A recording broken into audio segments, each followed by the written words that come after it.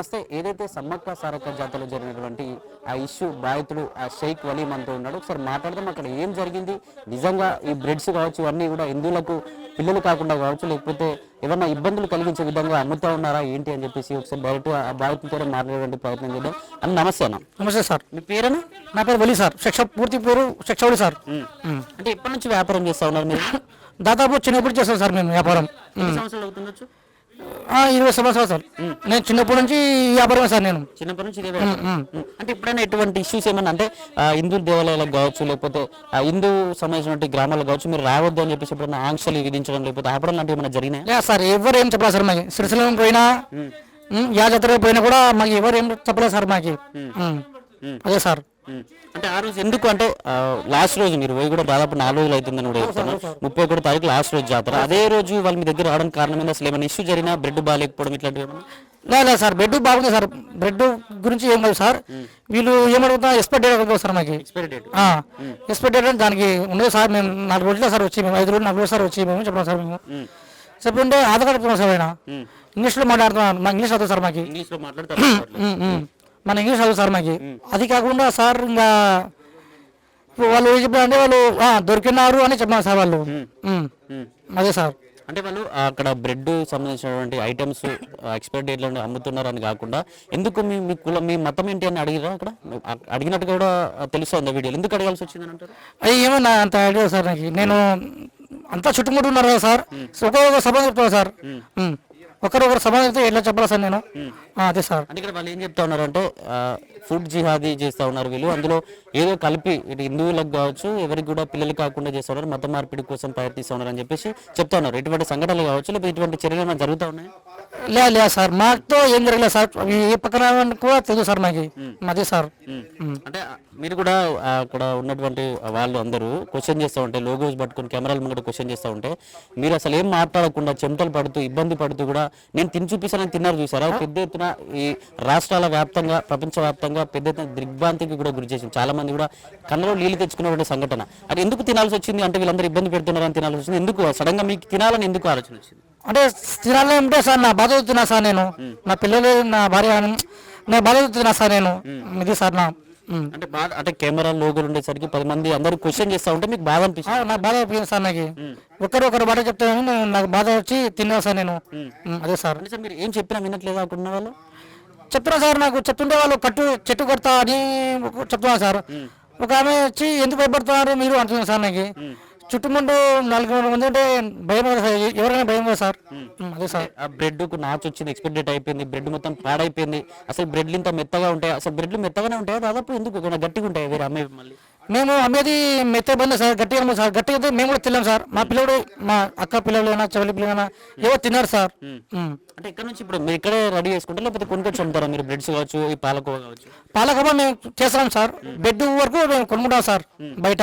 ఎంత వస్తుంది మీకు ఇప్పుడు ఆ బ్రెడ్ మీరు సపరేట్ గా తీసుకొచ్చుకుంటే ఎంత పడుతుంది?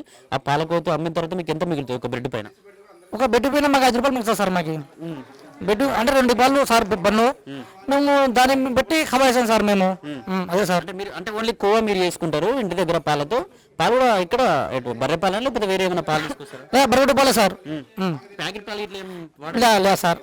ప్యాకెట్ పాలే మేము సార్. బర్రె పాలే సార్. మేము టీ చేయాలంటే మేము సొంతంగా బర్రె పాలే సార్.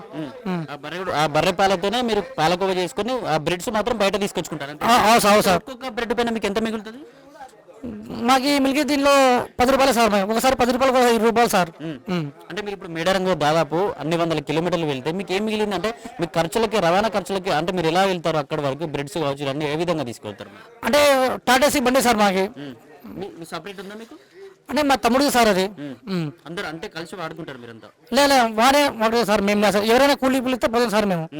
అంటే ఓన్లీ మీరు కూలీగా పనిచేస్తారు? కూలీగా పనిచేస్తారు. నేను ఎంత మిగిలింది మరి? ఎంత ఖర్చు వచ్చింది? రవాణా ఖర్చు కావచ్చు, అంత ట్రాన్స్పోర్ట్ ఖర్చు? అంటే ఓనర్కి వస్తుంది సార్. మాకు తెలుసు సార్. అది మీకేం తెలియదు?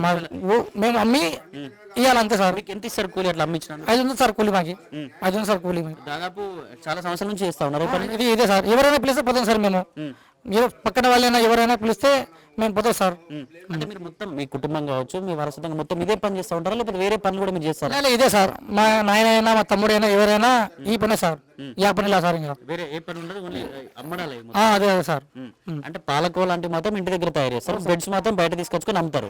సార్ సార్ అదే సార్. అంటే డైలీ ఎంత సంపాదిస్తారు? డైలీ ఎంత మిగులుతో నెలకి ఎంత సంపాదిస్తారు? అంటే డైలీ అంటే మేము ఒకసారి 1000 రూపాయలు సార్, ఒకసారి 2000 సార్, అట్టా సార్. అంటే ఏం చెప్తారు ఇప్పుడు దాదాపు లవ్ ఏదైతే ఫుడ్ జిహాదీ నడుస్తా ఉంది, దీనికి సంబంధించి బ్రెడ్స్ ఎక్స్పైరీ డేట్ అయిపోయినాయి కూడా అమ్మి ఇబ్బందులు పెడతా ఉన్నారు, ఇష్టారీతిగా అమ్ముతా ఉన్నారు అని చెప్పేసి హిందూ వ్యతిరేకులు అని చెప్పి చాలా రకాలు కూడా మాట్లాడారు. పెద్ద ఎత్తున చాలా మందికి మద్దతు తెలుపుతా ఉన్నారు, మీకు సపోర్ట్ చేస్తా ఉన్నారు. వాళ్ళు బీద వాళ్ళని ఎందుకు ఇబ్బంది పెడతా ఉన్నారు, పెద్ద పెద్ద హోటళ్లలో కుక్క మాంసాలు అమ్ముతా ఉన్నారు, ఫుడ్ సంబంధించి ఇన్స్పెక్షన్ కూడా జరగట్లేదు, వాటిలోకి వెళ్ళని ఎందుకు బీద వాళ్ళు ఇంపడబడుతున్నారు చాలా మంది మాట్లాడుతారు. వాళ్ళందరికీ కావచ్చు మొన్న ఇష్యూ రేపినటువంటి ఛానల్ వాళ్ళకి కావచ్చు ఏం చెప్పాలనుకున్నాం మీరు తరపున? మా తరపున మాట్లాడంటే సార్, దయచేసి ఎవరికి ఏం అన్యాయం చేయండి సార్, ఎవరైనా కానీ బతకనియ్యారు సార్. అదే సార్. ఇక్కడ బాధితుడు కూడా చెప్తా ఉన్న అంశం ఏంటంటే నిజంగా మేము 40-50 సంవత్సరాల నుంచి అమ్ముతా ఉన్నాం. ఆ రోజు పెద్ద ఎత్తున మేము ఎన్ని సంవత్సరాల నుంచి ఏ ఊర్లోకి వెళ్ళినా, ఏ గుడిలోకి, ఏ హిందూ దేవాలయ గుడిలోకి వెళ్ళినా ఎప్పుడు కూడా ఎవరు కూడా హ్యాపీ ఇటువంటి ఎక్స్పైరీ డేట్ దాదాపు డబ్బు ప్యాకెట్ కూడా మనం దాదాపు చూస్తూ ఉంటాం, చిన్నప్పటి నుంచి కొంటా ఉన్నాం. ఇప్పుడు కూడా ఊళ్ళో వైట్ కవర్ వస్తుంది తప్ప ఇటువంటి ఎక్స్పైరీ డేట్ ఉండదు. అవి కూడా మెత్తగా ఉంటాయి, మెత్త వాటిని మాత్రమే బండ్లు అంటారు. హైదరాబాద్ అంటేనే ఫేమస్ డబ్బులు రొట్టె అంటాం మనం తెలుగులో. దీనికి సంబంధించి బండ్లు మాత్రం హైదరాబాద్ అంటే గుర్తుకొచ్చేది బండ్లు. దీనికి సంబంధించి పాలకోవా మేమే రెడీ చేసుకుంటాం, అది ఫ్రెష్గా కూడా తీసుకెళ్తాం, పెద్ద ఎత్తున ప్రతి జాతరకి వెళ్తూ ఉంటాం. మేము వేరే మా దాంట్లోనే ఇంకా వేరే వాళ్ళ యొక్క వెహికల్స్ తీసుకెళ్తారు, మళ్ళీ కూలీలాగా పనిచేస్తాం. మాకు మిగిలేది రోజుకు 500-700 మిగులుతుంది, నెలకు చాలా తక్కువ సంపాదిస్తూ ఉంటాం. కానీ మమ్మల్ని అలా పెద్ద ఎత్తున మీడియా మొత్తం మా ముంగట్టుకు వచ్చి మీరు తప్పు చేస్తున్నారు అని చెప్పేసి ముఖం పైన మైక్ పెట్టి అడిగేసరికి నేను అసలు ఏం తోచలేక నా పిల్లలు గుర్తుకొచ్చి బాధతో ఏడుస్తూ, ఆ బాధతో అసలు ఏం చెప్పాలో అర్థం కాక ఒకళ్ళు చెట్టు కట్టేస్తామంటారు, ఒకళ్ళు పోలీస్ స్టేషన్ పట్టించేయండి అంటారు, లేకపోతే ఇతను ఆ మతానికి సంబంధించిన చెప్పి రకరకాలుగా మాటలు అనడంతో మరి నిజంగా ఇందులో ఏమైనా తప్పుందని చెప్పేసి నేనే తిన్నాను అని చెప్పేసి కూడా అతను ఆవేదనతో చెప్తున్న పరిస్థితి. నిజంగా అతను తిన్నటువంటి విధానం కావచ్చు అవన్నీ కూడా ఈ దేశవ్యాప్తంగా ప్రతి ఒక్కరిని సోషల్ మీడియాలో తుడిచివేసింది. ఎందుకంటే ఆ కళ్ళలో నీళ్ళు తిరిగాయి ప్రతి ఒక్కరు కూడా. పెద్ద ఎత్తున సోషల్ మీడియాలో యూట్యూబ్లో కావచ్చు, ఫేస్బుక్లో కావచ్చు, ఇన్స్టాలో కావచ్చు అందరూ పెద్ద ఎత్తున మద్దతు పలుకుతా ఉన్నారు. ఏదైతే ఆ జర్నలిస్ట్ కావచ్చు, ఆ ఇతర మీడియా ఛానల్ అందరూ కూడా వ్యతిరేకిస్తూ ఇతను మైనార్టీ అయిన మనుషులు కావాలి, ఇండియా వ్యక్తులు కావాలి, చిరు వ్యాపారాల దగ్గరికి ఎందుకు, పెద్ద పెద్ద వ్యాపారాలు ఏదైతే పెద్ద పెద్ద హోటల్లో ఇన్స్పెక్షన్స్ జరగట్లేవు, కుక్క మాంసాలు అమ్ముతా ఉన్నారు, ఇన్స్పెక్షన్స్ లేవు, అక్కడికి వెళ్ళి పోరాటం చేయడం తప్ప ఈ చిరు వ్యాపారాల దగ్గర చిన్న చిన్న వ్యాపారాల దగ్గర అయితే ఒక రోజు ఒక 10 బండ్లు అంతేనే వాళ్ళ యొక్క కుటుంబాన్ని కావచ్చు, వాళ్ళ పిల్లల్ని కావచ్చు పోషించుకునేటువంటి పరిస్థితి. కానీ ఇటువంటి వాళ్ళ దగ్గర ఎందుకు ఇబ్బందులు గురి చేస్తారు, అంత షేమ్ ఆన్ మీడియా అంటూ కూడా పెద్ద ఎత్తున ఇటువంటి మీడియాని ఖచ్చితంగా అరికట్టాల్సిందే అని చెప్పేసి ఇటువంటి మతపరమైన అంశాలపైన రెచ్చగొట్టేటువంటి వాటిని మీడియా అనొద్దు అని చెప్పేసి కూడా పెద్ద ఎత్తున సర్క్యులేట్ అవుతాం. ఇది సంబంధించి వాళ్ళ ఇంటికి కూడా రావడం జరిగింది. వాళ్ళు కూడా చెప్తాను అంశం ఏంటంటే ఎన్నో సంవత్సరాలు చేస్తా ఉన్నాం, మాకు అసలు కుల సంబంధించి మతాలకు సంబంధించి ఇది ఏముండదు, మేము ఎప్పుడు కూడా ఇక్కడ మైనార్టీ లాగా ఉండలేము, పెద్ద ఎత్తున ఇక్కడ వేరే కులాల వాళ్ళు కూడా ఉన్నారు, చాలా ఏళ్ళుగా మేము చెప్తా ఉన్నాం. నిజంగా డైలీ ఒక 700-500 కూలీ మాత్రమే వస్తుంది. మొన్న మేడరం జాతరలో పెద్ద ఎత్తున ఆ బండ్లు కావచ్చు, ఆ పాలకోవ కింద పడేశారు. 10 రోజుల నుంచి ఇప్పటికీ చూసుకోవచ్చు, కడవ కూడా అక్కడే మామూలుగా పెట్టేసాం, ఏం పని కూడా లేదు మాకు. దాదాపు అసలు మాకు నష్టాన్ని ఎవరు పూరిస్తారు, ఖచ్చితంగా మీడియా వాళ్ళకి క్షమాపణ చెప్పాల్సిందే. ఖచ్చితంగా మేము అటువంటి వ్యక్తులం కాదు అంటూ కూడా వీళ్ళు ఆవేదన చెప్తున్న పరిస్థితి. ఇది దీనికి సంబంధించి పరిస్థితి.